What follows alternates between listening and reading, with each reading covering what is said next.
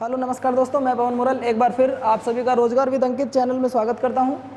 आज कुछ एग्ज़ाम को देखते हुए, जैसे कि आपका जेल वार्डन का है या यूपीएसआई का एग्ज़ाम आने की संभावना है, तो हमारा आज से हर तीसरे दिन आपको एक करंट की वीडियो मिलेगी। देखिए, ज़्यादातर जितने भी एग्ज़ाम मैंने अब तक देखे हैं, पिछले 2 साल 3 साल या 4 साल, पिछले 7 साल से मैं भी लगातार कंटिन्यू पढ़ा रहा हूँ, लेकिन ऑफलाइन ही पढ़ा रहा था। ऑनलाइन मेरा ये पहला दूसरा तीसरी महीना ही है पढ़ाते हुए। करंट में जो मैंने देखा है कि करंट पिछले 6 महीने की पूछी जाती है, बस इससे पीछे की करंट नहीं पूछी जाती कभी भी। लेकिन फिर भी ऐसा हुआ तो आपको करंट बिल्कुल पीछे से लेके चलूँगा, लगभग 1.25 साल की करंट लेके चलेंगे। तो जून तक की करंट आपको पहले हो चुकी है। अब जो हमारी करंट चलेगी वो लगभग मई 2019 से बाद की करंट चलेगी, लेकिन ये अगली क्लास में होगी। आज मैं आपको ये बताने वाला हूँ, आज तक की करंट आपको बता दूँ। एक टॉपिक ये पूछ लेता है कभी कभी कि कौन क्या है, जैसे कि आपसे पूछ लेगा कि वर्तमान समय में भारत के प्रधानमंत्री कौन है या राष्ट्रपति कौन है। ये नॉर्मल सी चीज़ें सभी ने जानते हैं, और उनमें पहला ही क्वेश्चन आता है, बिल्कुल पहला ही सवाल मैं आपको बता दूँ कि भारत का राष्ट्रपति, आप राष्ट्रपति जी के बारे में जानते हैं कि करंट में जो भारत के राष्ट्रपति हैं उनका नाम रामनाथ कोविंद जी है। एक ही सवाल जो था मेरा यहाँ करंट का हो गया कि बताइए वर्तमान समय में भारत के राष्ट्रपति कौन है। मैं इसी क्लास को कन्वर्ट कर रहा हूँ स्टैटिक जीके में। कुछ बच्चों की नहीं, बहुत बच्चों की तमन्ना है कि गुरुजी स्टैटिक जीके कराओ, तो करंट को मैं स्टैटिक जीके से जोड़ रहा हूँ। वो कैसे जोड़ते हैं वो देख लीजिए। अगर क्लास पसंद आए तो भैया एक बार कमेंट्स में बताएं जरूर कि गुरुजी हम करंट के साथ स्टैटिक जीके ही पढ़ेंगे, और इस करंट को ही स्टैटिक जीके मैं आपके सामने बना के दिखाऊंगा, और इसे आप चाहें तो और याद कर सकते हैं। जैसे कि अभी मैंने आपके सामने राष्ट्रपति लिख दिया, और ये क्वेश्चन करंट का है कि बताइए वर्तमान समय में भारत के राष्ट्रपति कौन है, तो मैं एक आंसर देकर निकल गया कि वर्तमान समय में जो भारत के राष्ट्रपति जी हैं वो रामनाथ कोविंद जी हैं। अब रामनाथ कोविंद जी से अगर स्टैटिक जीके में बनाना चाह रहा हूं तो और क्या क्वेश्चन आ सकते हैं। क्वेश्चन नंबर फर्स्ट कि ये भारत के दूसरे दलित राष्ट्रपति हैं। बाकी चीज आपको संविधान में सब मिलेंगी। अगर दूसरे दलित राष्ट्रपति ये हैं तो बात ये आती है कि कल एग्जाम ये भी पूछ सकता है कि बताइए पहले दलित राष्ट्रपति कौन थे। भाई अगर हम यहाँ पे इसे स्टैटिक जीके यानी कि इसे हम करंट के साथ साथ, क्योंकि करंट से बच्चे को डर लगता है, गुरुजी करंट में मजा नहीं आता, करंट में बोर हो जाते हैं। गारंटी की बात है कि आज पढ़ लीजिए इन्हें, आप करंट के साथ साथ स्टैटिक जीके भी आपकी कंप्लीट होगी। क्वेश्चन क्या पूछेगा, पहला तो यह कि वर्तमान समय में भारत के राष्ट्रपति, आपने आंसर दे दिया रामनाथ कोविंद जी। उनसे क्वेश्चन क्या आ सकता है, पहली बात तो ये कि हमारे उत्तर प्रदेश के मूल निवासी हैं। दूसरी सबसे बड़ी बात क्या, दूसरे दलित राष्ट्रपति हैं। अगर दूसरे दलित राष्ट्रपति हैं तो पहले दलित राष्ट्रपति कौन है। अगर पहले दलित राष्ट्रपति के नाम पूछता हूं तो नाम था KR नारायण।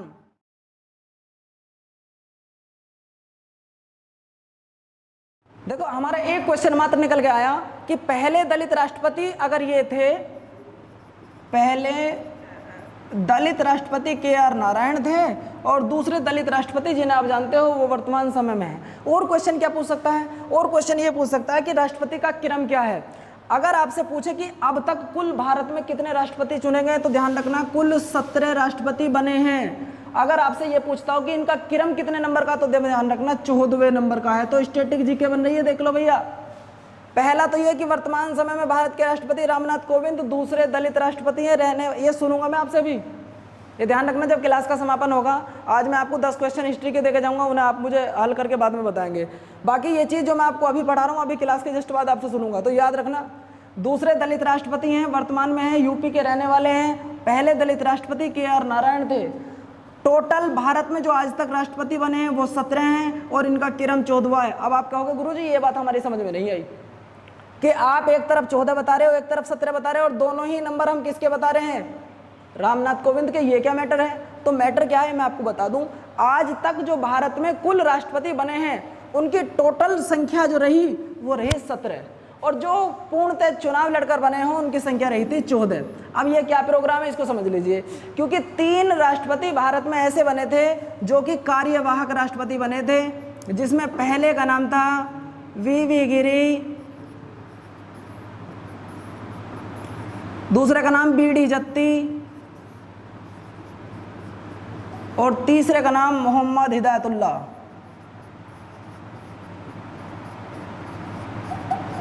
बस एग्जाम के दृष्टिकोण से आपके लिए इतना ही इंपॉर्टेंट है। राष्ट्रपति में आप इतना ही जान लीजिए, क्योंकि अब हम करंट पढ़ रहे हैं, संविधान नहीं पढ़ रहे।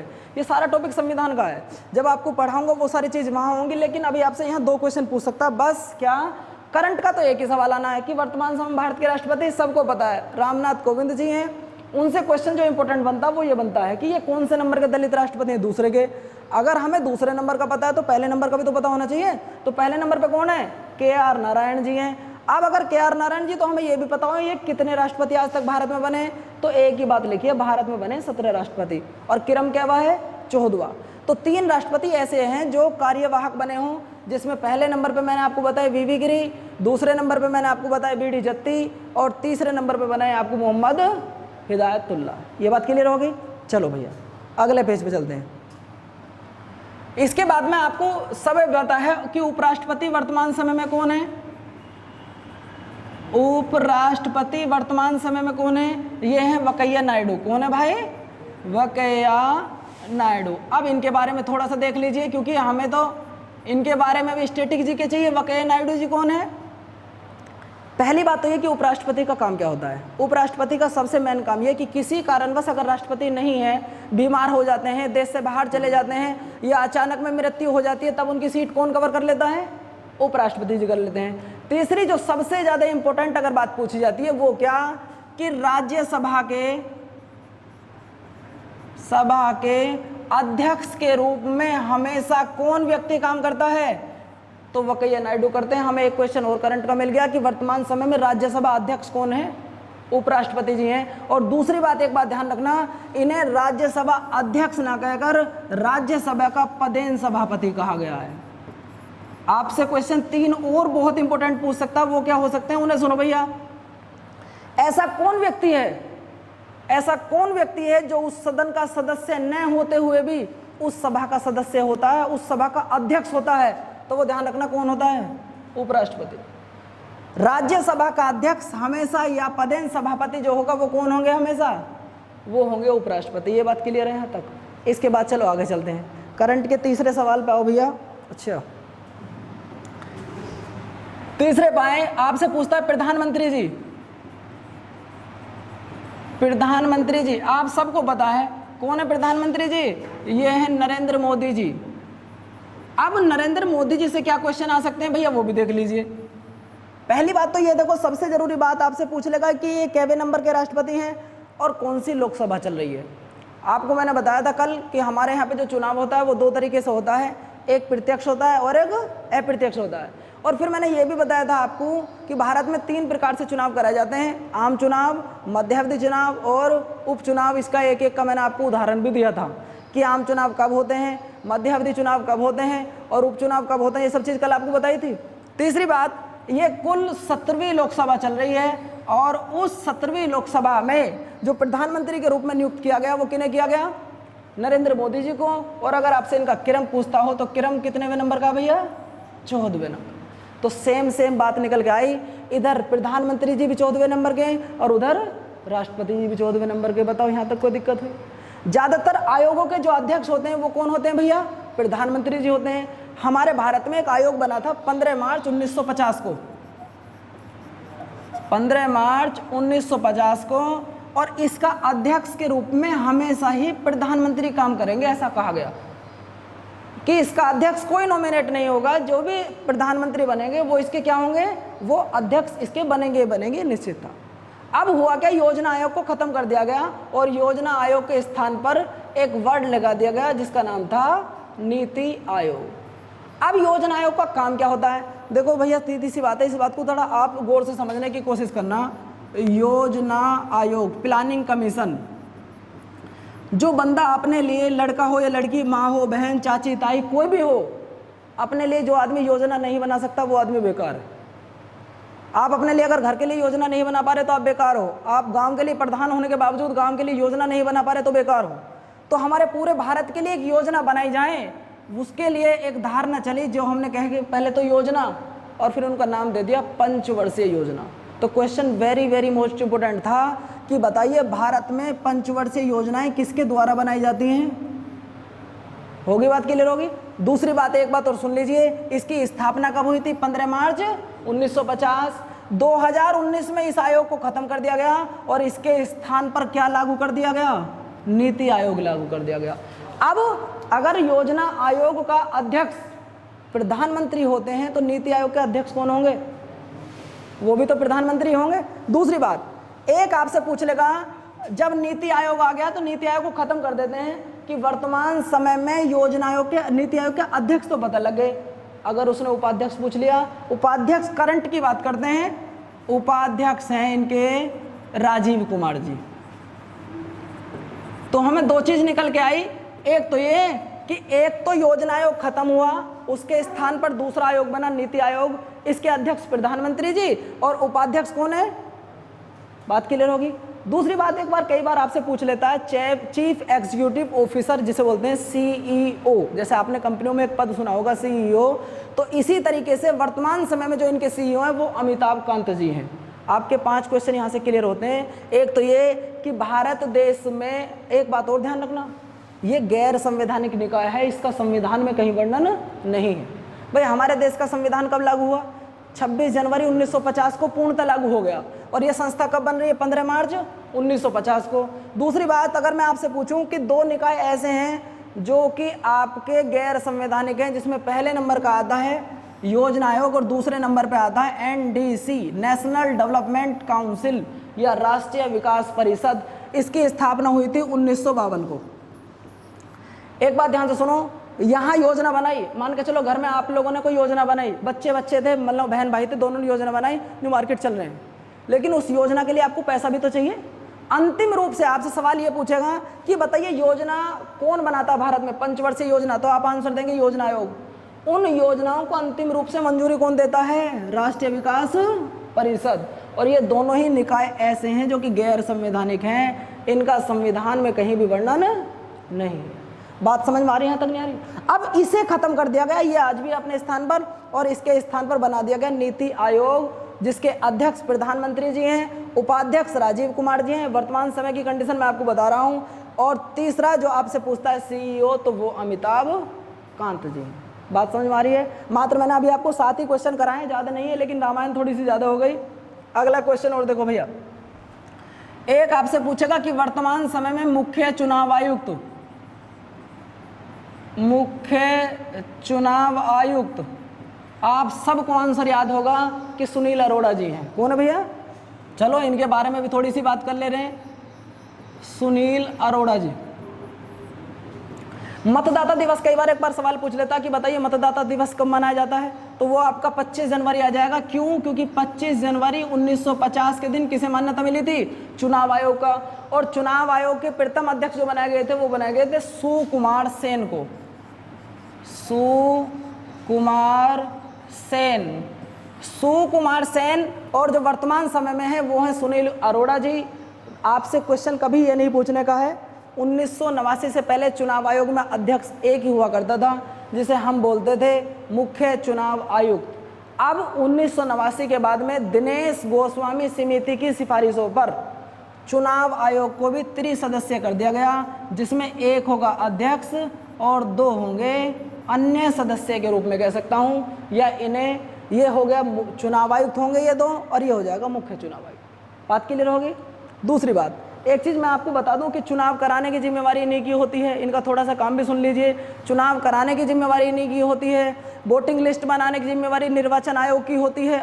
आपसे पूछेगा मतदाता सूची कौन तक है, तो भी निर्वाचन आयोग करता है।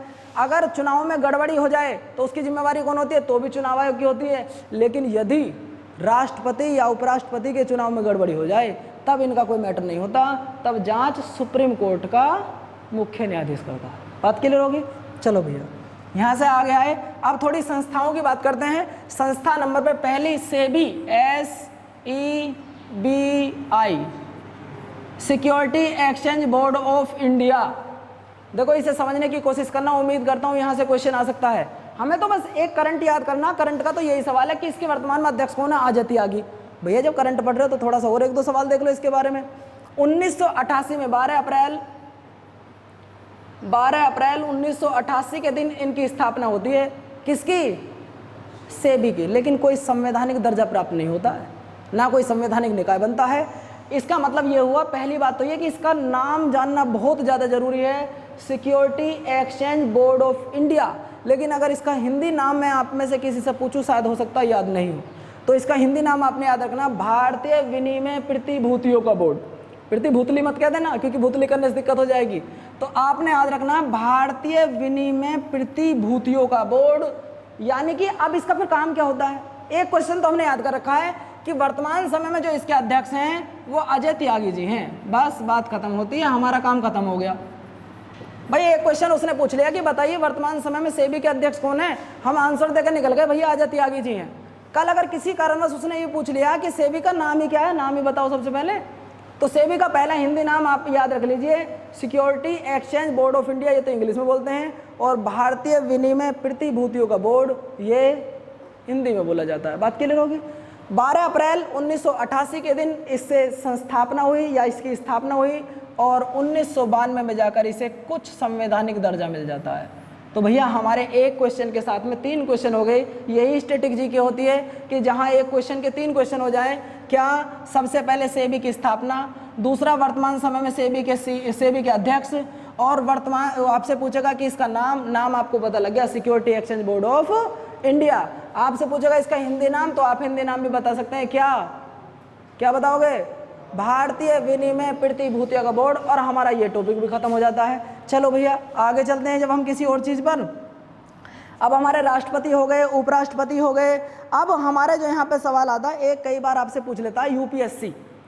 भैया इसे और देख लीजिए, बड़ा विवाद चल रहा था यूपीएससी के कई बार आपसे पूछ लेता है। यहाँ अध्यक्ष नहीं पूछे जाते, ये बात ध्यान रखना। आपसे ये नहीं पूछेगा कि बताइए यूपी से इसके अध्यक्ष कौन है, यहाँ आपसे पूछ लेगा कि इसके चेयरमैन कौन है। इसके चेयरमैन पूछे या अध्यक्ष पूछे तो परेशान मत होना बिल्कुल भी।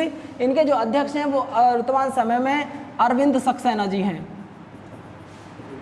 अरविंद सक्सेना जी हैं। और दूसरी सबसे बड़ी बात ये होती है, अगर यूपीएससी के बारे में थोड़ा सा मैं आपको बता दूं, वैसे जानकारी शायद आपको होगी यूपीएससी के बारे में।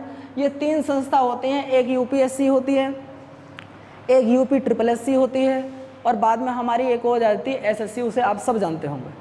यूपी SSS और यूपीएससी में थोड़ा सा डिफरेंट होता है, दोनों को बताता चलूँगा साथ के साथ, लेकिन पहले यूपीएससी कवर करा दूं। इसमें टोटल 10 सदस्य होते हैं। कई बार सवाल पूछा गया है। देखो चेयरमैन तो आप याद कर ही लोगे, करंट का सवाल था कि यूपीएससी का जो चेयरमैन है वो अरविंद सक्सेना जी है। कल अगर किसी कारणवश वो आपसे ये पूछ ले कि यूपीएससी में टोटल कितने सदस्य होते हैं, तो आप बताओगे 10 होते हैं। अब इन 10 को किस तरीके से बांटा गया है? 1+9 में बांटा गया है। अब इस 1+9 का मतलब क्या है भैया कि 1 तो होंगे अध्यक्ष या चेयरमैन होंगे, और 9 या तो उनसे छोटे होंगे या अन्य सदस्य होंगे। बताओ इतनी बात क्लियर हो रही है। अब आ जाओ भैया अगले टॉपिक पर। वो अगला टॉपिक क्या होगा? अब आ जाओ लोकसभा अध्यक्ष पर। लोकसभा अध्यक्ष भैया जब आप पढ़ रहे हो तो ध्यान रखना, मैं उम्मीद करता हूं कि लोकसभा अध्यक्ष से क्वेश्चन पूछ सकता है। क्या पूछ सकता है वो चीज़ देख लीजिए। पहली बात तो ये वही करंट का सवाल कि भैया वर्तमान समय में लोकसभा अध्यक्ष कौन है, तो मैं फट दे से लिख दूंगा जी ओम बिड़ला है। कौन है भैया?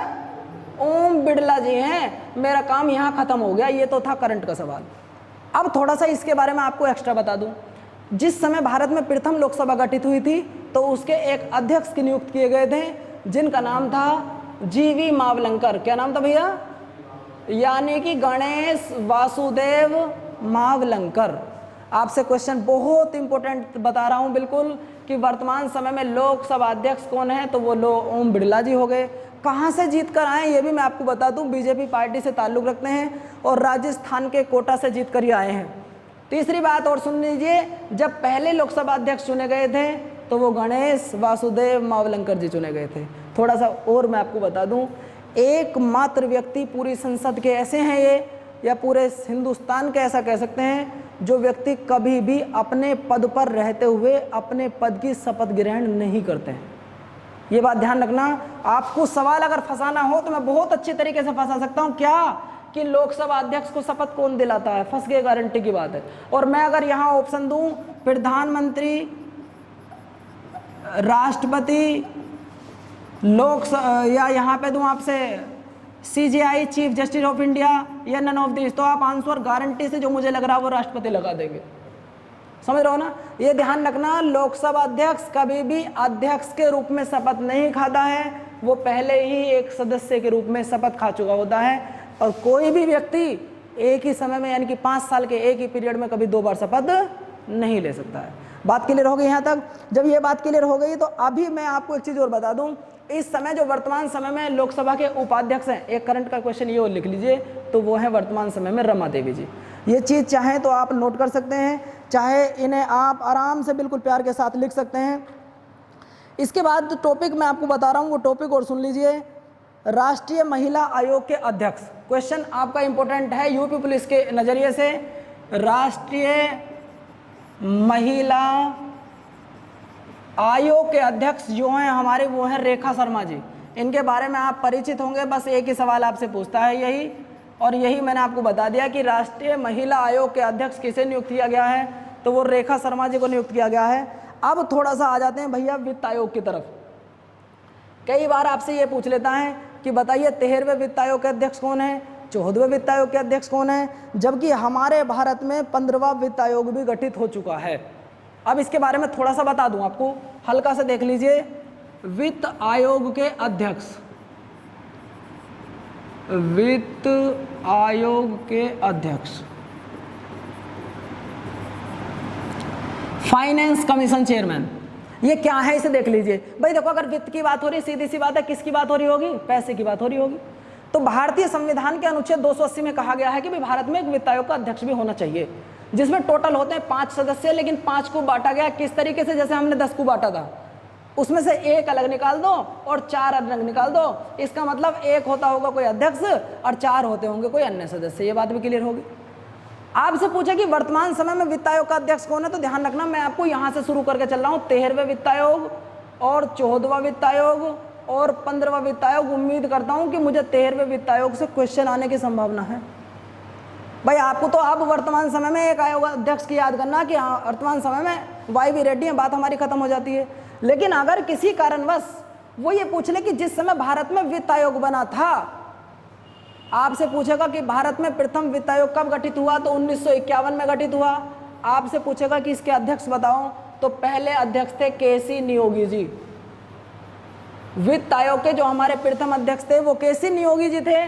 और दूसरी बात, आपसे पूछता हो कि भैया बताइए 13वें वित्त आयोग के अध्यक्ष कौन थे, तो वो थे डॉक्टर विजय केलकर। अब से पिछले साल तक अगर कांस्टेबल में क्वेश्चन वित्त आयोग से आया तो वो डॉक्टर विजय केलकर से ही पूछा जा रहा था। इन विजय केलकर जी ने क्या कोई सिफारिश की थी, 13वां वित्त आयोग जिस समय लागू हुआ तो इन्होंने सिफारिश की थी केंद्र से राज्यों को। भाई इसका काम क्या होता है, एक तरफ केंद्र सरकार है, एक तरफ यहाँ छोटे छोटे राज्य सरकार हैं। अब ये जो राज्य सरकार हैं ये किसके ऊपर डिपेंड है, केंद्र सरकार के ऊपर ही तो डिपेंड है। भाई केंद्र सरकार हमें पैसा देगी तभी तो हमारा काम चलेगा। और ध्यान रखना, जब भी विपक्ष में पार्टियां होती हैं तभी हमेशा लड़ाई होती है। जैसे कि दिल्ली में मान के चलो, दिल्ली में आम आदमी पार्टी की सरकार है और केंद्र में किसकी सरकार है भैया, बीजेपी की सरकार है। बताओ आए दिनों विवाद रहता नहीं रहता है।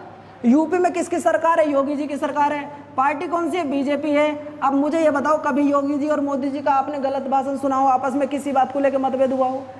तो इस मतभेद को खत्म करने के लिए एक आयोग बनाया गया जिसका नाम क्या रखा गया, वित्त आयोग। यानी कि केंद्र सरकार और राज्य सरकार के बीच जो धन का बंटवारा करता है वो कौन कर, धन के बंटवारे की सिफारिश कौन करता है, वित्त आयोग। और जो भारत में प्रथम वित्त आयोग बना था वो कौन बना था भैया, केसी नियोगी जी बने थे। और 13वें वित्त आयोग बने थे डॉक्टर विजय केलकर जी, जिन्होंने केंद्र सरकार से राज्य सरकार को 32% धन देने की सिफारिश की है। पिछले 5-6 साल में ज़्यादातर मैंने यही क्वेश्चन आता देखा है कि बताइए 13वें वित्त आयोग ने 13वें वित्त आयोग की सिफारिश कितनी थी, तो सिफारिश नंबर फर्स्ट 32%। कितनी थी भैया, देखो 3 क्वेश्चन पूछ सकता, वो क्या क्या क्वेश्चन है उनको सबको सुन लीजिए एक बार। केंद्र सरकार और राज्य सरकार के बीच धन का बंटवारा कौन सा आयोग करने की सिफारिश करता, वित्त आयोग। स्थापना कब हुई, 1951 में। प्रथम अध्यक्ष कौन बना, केसी नियोगी बना।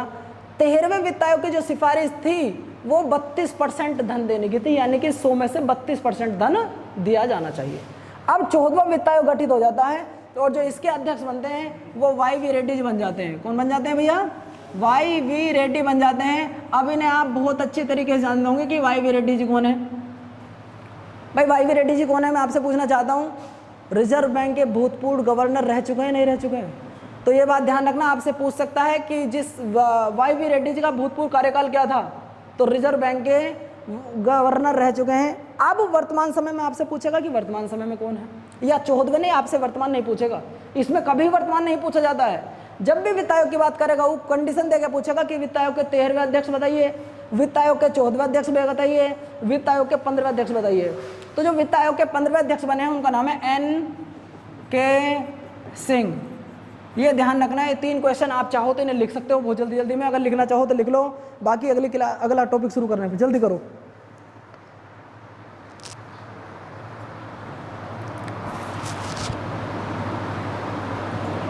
लिख लो भैया, चलो चलो अब कुछ स्थापना करवा लेते हैं। स्थापना कोई सी आपसे कई बार पूछ लेता कि बताइए एसएसबी के वर्तमान अध्यक्ष कौन है, आपसे पूछ लेगा यूपी पुलिस के डीजीपी कौन है, दिल्ली पुलिस के कमिश्नर कौन है। अब अगर मैं इनके कमिश्नर आपको डायरेक्ट लिखवाऊं तो फिर ये तो हो गई करंट वाली सवाल, फिर हमारा स्टैटिक जी के एक साइड में रह जाती है। तो सबसे पहले शुरुआत करता हूं भैया एसएसबी की। एसएसबी जानते होंगे भैया, इसकी फुल फॉर्म आपसे पूछना चाहता हूं, किसी को पता हो तो? सशस्त्र सीमा बल होती है। दूसरी बात, जो इसकी स्थापना की गई थी वो 1963 में की गई थी। इसे सुन लो बस थोड़ी देर के लिए। देखो ये हमारा कुमार राजेश चंद्र जी, चलो वो लिख देता हूँ पहले, अभी कुमार राजेश चंद्र जी वर्तमान समय में इनके डीजी हैं। इसके बारे में थोड़ा सा सुन लीजिए। सन 1962 में हुआ क्या था कि भारत और चीन का आपस में युद्ध हुआ। उस युद्ध की वजह मैंने एक बार जब पहले कभी क्लास ली थी उस क्लास में बताया था, एक बार मैं आपको फिर दोबारा से बता दूं। भारत आज़ाद हुआ 1947 में, भारत का संविधान लागू हुआ 26 नवंबर 1949 में, और भारत का संविधान जो पूर्णतः लागू हुआ वो हुआ 26 जनवरी 1950 को। भाई ये बात तो हमारी क्लियर थी यहाँ तक। अब दूसरे देश हम पे अटैक ना करें तो उनके लिए लाइन खींची गई, कहीं डूरंड लाइन है मैंने आपको बता रखी है, मैकमोहन लाइन भी है, ये चीज़ बता रखी है आपको। अब उन चीज़ से मतलब तो हम पर भारत पर चीन युद्ध ना करे या चीन भारत पर अटैक ना करे, हम लोग अपनी सेनाओं को बचाने के लिए, अपने देशवासियों को सुरक्षित करने के लिए बॉर्डर पर सेना लगाते हैं। वो चाहे आईटीबीपी का रूप हो, चाहे वो असम राइफल हो, चाहे वो तिब्बत पुलिस हो, कोई सी भी फोर्स हो, लेकिन हम लगाते ज़रूर हैं। तो हमने 1962 में जब चीन ने युद्ध किया उसके बाद एक नई सेना बनाई, सशस्त्र सीमा बल। अब ये बनाई क्यों? सन 1954 में भारत और चीन के बीच एक समझौता हुआ। देखो इस चीज़ को बड़ा अच्छे से समझना। उस समय जो भारत के प्रधानमंत्री जी थे उनका नाम आप जानते हो पंडित जवाहरलाल नेहरू जी था, और जो उस समय भारत के राष्ट्रपति जी थे उनका नाम डॉक्टर राजेंद्र प्रसाद जी था। चीन के प्रधानमंत्री और भारत के प्रधानमंत्री जी के बीच में एक समझौता होता है, और समझौते का नाम रखा जाता है पंचशील समझौता। बस इस बात को समझ लीजिए, इसके बाद कल देखेंगे। पंचशील समझौता, पंच मतलब 5, शील मतलब सिद्धांत। ऐसा, इस बात को गौर से समझ लो मेरे भैया, बस 5 मिनट का समय है आपका। भारत और चीन के बीच एक समझौता हुआ 1954 में, और समझौते का नाम था पंचशील समझौता। भारत के प्रधानमंत्री जी राष्ट्रपति जी थे, उधर से प्रधानमंत्री जी थे, और समझौता हो गया। समझौते में 5 बात रखी गई। भाई पंच का मतलब 5 होता है, जैसे कि आपने सुना होगा हापुड़ का नाम मायावती जी ने पंचशील नगर कर दिया था, ये बात तो आपने सुनी थी। लेकिन जैसे अखिलेश यादव जी आए थे उन्होंने फिर क्या कर दिया था, उन्होंने फिर हापुड़ कर दिया था। बात क्लियर? तो इसी तरीके से अब 5 बात थी, वो कौन सी बात थी वो ध्यान से सुनो। इसी नारे में एक सिद्धांत निकला था, एक नारा निकला था। नारे का नाम था हिंदी चीनी भाई भाई, हिंदी चीनी भाई भाई। देखो भैया आपने वो नारा तो सुना होगा कि हिंदू मुस्लिम सिख ईसाई आपस में है भाई भाई, लेकिन एक नारा और सुन लीजिए, हिंदी चीनी भाई भाई। ऐसा कभी हो सकता है क्या? इनकी तो इतनी औकात भी नहीं है कि हमारे सामने हंस भी सकें। और तो बात छोड़ दीजिए, चीनियों की तो इतनी भी औकात नहीं कि यूपी के सामने, पूरी इंडिया के सामने हंस भी सके कोई चीनी। अगर कारण उसका जानते होंगे आप क्या है? क्योंकि चीनियों की आंख होती है छोटी छोटी, और हंसते ही जिस आदमी की आंख छोटी हो जाती है आंख बंद हो जाती है। अब जिसकी आंख बंद होगी उसके मुंह पे मारो चाटा, चाहे शरीर पे मारो, उसे क्या जांच पड़ रही है? तो ये बोलेंगे तो तब इनकी तो इतनी औकात भी नहीं है चीनियों के सामने ये हंस भी सके। समझ रहे हो ना?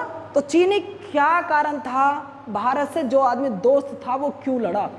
बस चीन हमारा दोस्त बन गया कब? 1954 में। फिर अब क्यों बदतमीजी कर रहा भाई? वो समझौता तोड़ा था। वो समझौता क्या था? वो समझौता को समझ लो बस आज। चलो 1954 में समझौता हुआ पंचशील। पंचशील में रखी गई 5 बात। पहली बात, दोनों देश एक दूसरे की बाउंड्री का सम्मान करेंगे। भाई बात सही थी या गलत थी, मैं आपसे पूछना चाह रहा हूं। भाई यहां पर क्या है, भारत ने पहली बात लिख दी कि दोनों देश एक दूसरे की सीमा का पालन करेंगे, यानी कि जहां सीमा हो गई, मान के चलो इधर ऊपर चीन है और नीचे यहाँ पे इंडिया है, तो ये अपनी सेना यहाँ लगाओ, ये अपनी लगाओ, कोई मतलब नहीं, लेकिन कोई सा एक दूसरे की बाउंड्री की सुरक्षा तो कर सकता है, लेकिन बिना बताए एक दूसरे की बाउंड्री में नहीं घुस सकता है। पहली शर्त, और शर्त बढ़िया भी थी। दूसरी शर्त क्या थी, किसी कारणवश मेरी आर्थिक स्थिति खराब हो जाए, दोनों देशों ने आपस में शर्त रखी, किसी कारणवश मेरी आर्थिक स्थिति खराब हो जाए तो तुम मुझे पैसे दे देना, और तुम्हारी स्थिति खराब हो जाएगी तो मैं तुम्हें पैसे दे दूंगा। शर्त ये भी बढ़िया थी। दूसरी बात और सुनो, अगर इंडिया पर कोई विदेशी देश, मान लो पाकिस्तान ही, मान लो अमेरिका ही, कोई सा भी एक ऐसा देश आक्रमण कर देता है तो उसमें दूसरा देश मदद करेगा जो दोस्त बना है।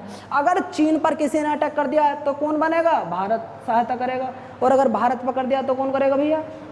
अब सबसे बड़ी जो राड़ की जड़ हो गई यहाँ, वो थी चौथा पॉइंट। वो क्या था, वो ये था कि यदि मेरा दुश्मन भग के तुम्हारे घर आ गया तो तुम मुझे वापस कर देना, और तुम्हारा आ जाएगा तो मैं तुम्हें वापस कर दूंगा। यही घटना घट जाती है। कुछ समय उपरांत एक दुश्मन चीन का भारत भग के आ जाते हैं, नाम दलाई लामा जी, आपने सुना होगा। क्या सुना होगा भैया, तिब्बत के बौद्ध गुरु दलाई लामा जी भारत आ जाते हैं, और उस समय पंडित जवाहरलाल नेहरू से एक बात कही जाती है, जी आपके यहाँ पे हमारे दुश्मन हैं, इन्हें वापस कर दीजिए। तो आप जानते होंगे हमारे भारत में एक लाइन सिखाई जाती है, प्रत्येक हिंदू धर्म के बच्चे को, एक मुस्लिम धर्म, कोई भी धर्म हो, हिंदुस्तान में रहने वाले हर समाज के बच्चे को एक बात सिखाई जाती है कि अतिथि देवो भव, यानी कि अतिथि किसके समान होता है, भगवान के समान होता है। और आपने ये भी सुना होगा, इस चीज़ को मैं और अच्छे से एक्सप्लेन कर दूं, मान लो मेरा कोई दुश्मन था, मैं उसके पीछे पीछे भग रहा हूं और वो भग के इस भैया के घर में चला जाए, तो ये मुझसे एक बात कहेगा, मास्टर जी सुनो, इतने ही मेरे घर में इतना हाथ मत लगा दीजिए, और बाहर निकलने के बाद में चाहे तुम इसे जान से मार दोगे, कहोगे या नहीं कहोगे। तो यही कंडीशन इसने रख दी पंडित जवाहरलाल नेहरू ने। भाई देख बात सुन, समझौता हुआ वो बात सही है, इतने ही आदमी मेरे यहाँ है, इतना हाथ मत लगाना, बाहर निकलने के बाद बेशक मार देना। उधर चीन की तरफ से पैगाम आया कि समझौता टूट रहा है, जो कल तोड़ता हो आज तोड़ दे। समझौता टूट गया। 1962 में अटैक कर दिया किसने, चीन ने अटैक कर दिया। और आपको पता होगा यहाँ तक आ गया था चीन, गढ़ब्रिज घाट तक, समझो भैया। चलो थोड़ा सा और बताएं, एक वर्ड मैं आपके सामने लिख रहा हूं कि अतिथि देवो भव, यानी कि अतिथि किसके भव है। आपने सुना भी होगा कि भगवान के समान होता है जिसके घर अतिथि आते हैं, वरना तो रहने को सब अपने घर रहते हैं। आपने सुना होगा कि भगवान अगर, यानी कि अगर कोई अतिथि है तो समझ लो उसकी तुलना हिंदुस्तान में किससे करी गई है, स्वयं भगवान से करी गई है। कई बार ऐसा होता क्या है कि मजाक के तौर पे या हंसाने के तौर पे, मान लो थोड़ा सा आपको एक एग्जांपल दे रहा हूँ, कई बार होता क्या, मेरी बहन ही थी, मान लो घर में कोई, मैं अपने घर में उदाहरण ले रहा हूँ, मेरी बहन और घर में मम्मी थी, घर में पूरा परिवार था। हुआ क्या, खाना वाना रात को बना के 8 बजे के आसपास लेट गए।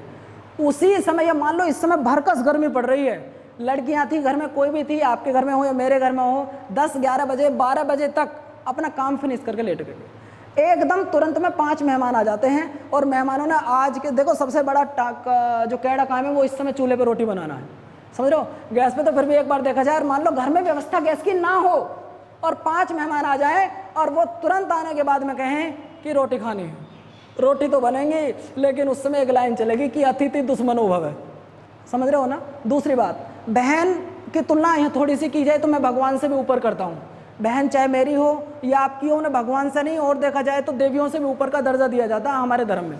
उसका कारण क्या है, मान के चलो कोई गेस्ट ही आ जाए, एक तरफ मैं लेटा हूँ, एक तरफ मेरी बहन लेटी है यहाँ पे, और पापा ने आवाज़ लगाई, मैं बहुत अच्छी तरह जाग रहा हूँ, फ़ोन में व्हाट्सएप चला रहा हूँ, और बहन मेरी सोई पड़ी है, पापा ने आवाज़ लगाई जो पवन पानी लेकर आई, तो पवन जिंदा ही सो जाएगा, समझ रहे हो ना, तो आँख खोल के सो जाऊंगा यूँ करके। और अगर बहन सो भी रही होगी ना तो भी फिर भी पानी लेने चली जाएगी। इसीलिए इनकी जो तुलना करी गई है वो देवियों से भी ऊपर रखी गई है।